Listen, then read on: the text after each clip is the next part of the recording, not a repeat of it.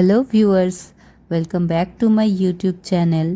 সকালবেলা এখন ঘড়ির কাঁটায় মোটামুটি বাজে হচ্ছে 7টা। তো আমি চলে এসেছি রান্না করতে। তো রান্নাতে আজকে থাকছে পমফ্রেট মাছের ঝাল পোস্ত দিয়ে, আর থাকছে পুঁই শাক ডাঁটা দিয়ে, পুঁই শাক পাতা ডাঁটা সব মিশিয়ে আর কিছু ভেজিটেবলস মিশিয়ে একটা মানে লাবড়ার মতন তরকারি হবে। পাঁচমিশুলি টাইপ, মানে ওই আর কি, ওই নিরামিষ হবে সেটা। আর এটা হচ্ছে ডাল করছি, মুসুর ডাল, আর সাথে থাকছে ভাত। তো আজকের দুপুরের মেনুতে এই জিনিসগুলোই রয়েছে। আর আমি এখন রান্না করছি, দেখছেন পমফ্রেট মাছটা কেয়ারফুলি ভাজছি যাতে ভেঙে ঠেঙে না যায়।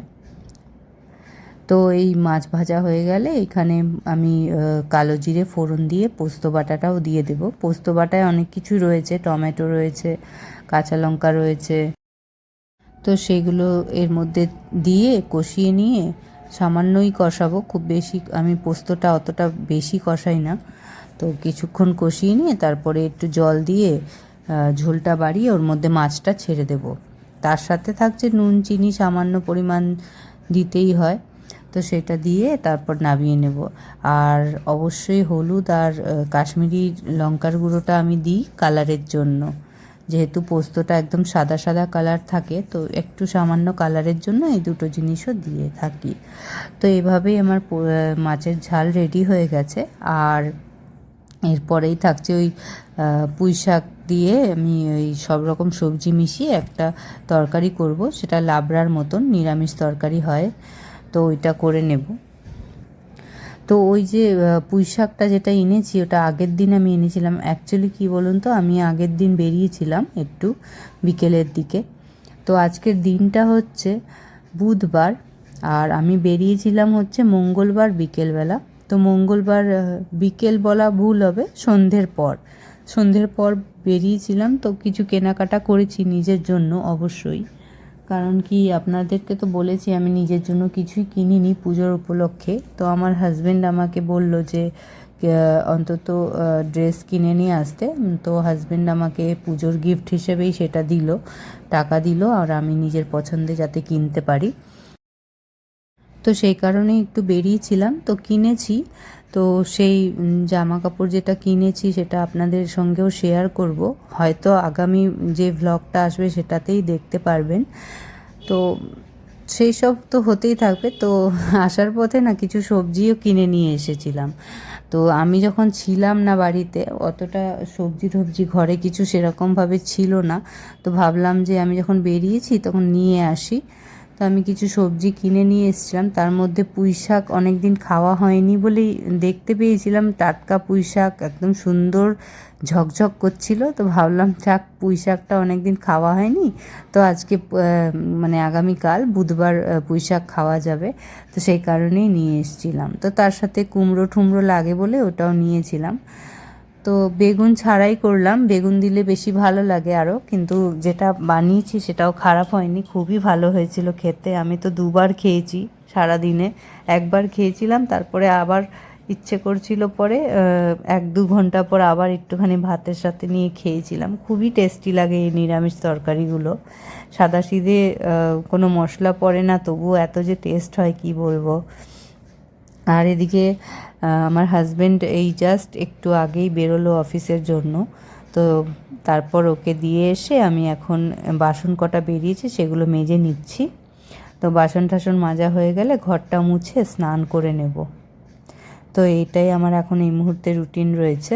তো দেখলেন কত সুন্দর করে সব নিট অ্যান্ড ক্লিন করে দিলাম রান্নাঘরের জায়গাটা, এই সিঙ্কের ওই জায়গাটা দিয়ে এখন গ্যাসটাও মুছে নিচ্ছি।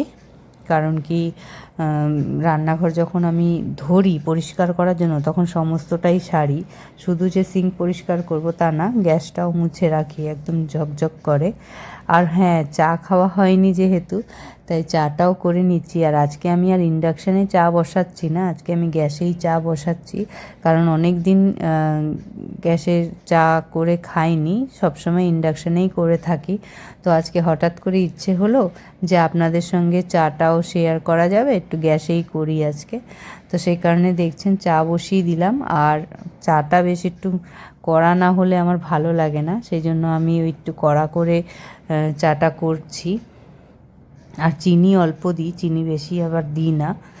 তো চিনির যে ডাব্বায় যে চামচটা আছে না, ওইটা একটু ছোট সাইজের, তো ওই ওই ওই চামচে না মোটামুটি 1 কাপ চায়ে 2 চামচ লেগে যায়। তো সেই হিসেবেই চিনির মাপটা দিয়েছি। আর চা আমার হয়ে গেছে, এবার আমি টোস্ট বিস্কুট দিয়ে খেয়ে নেব। আর জয়তিদিও যেহেতু ঘরে আছে, তাই জয়তিদিকেও চা দেবো 1 কাপ, আর আমিও খাবো। তো একসঙ্গে বসেই দুজনে খেয়ে নিই চাটা। দিয়ে আমার স্নান করা হয়ে গেছে, স্নান করে নিয়ে এসে কটা কাপড় কেচেছিলাম। আর সকালে যখন ঘুম থেকে উঠেছিলাম, তো অনেক দিন পর এরকম রোদ্দুর দেখে না আমি আর থাকতে পারিনি। ঘরে যা যা আধ শুকনো কাপড় ছিল সব সকাল সকাল ছাদে এসেই মেলে দিয়েছিলাম। তো সেইগুলো এখন দেখুন সব শুকিয়ে গেছে। দিয়ে সব কটা ঘরে আমি ঢুকিয়ে নিলাম। তারপরে যে স্নানের আগে যে জামা কাপড়গুলো কাচলাম সেগুলোকে এখন মেলে দিচ্ছি।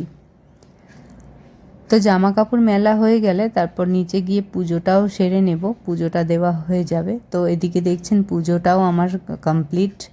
তো আজকের পুজোটাও খুব সুন্দর হয়েছে, অনেকগুলো জবা ফুল ফুটেছিল, তো সেই সব দিয়ে পুজো দিলাম।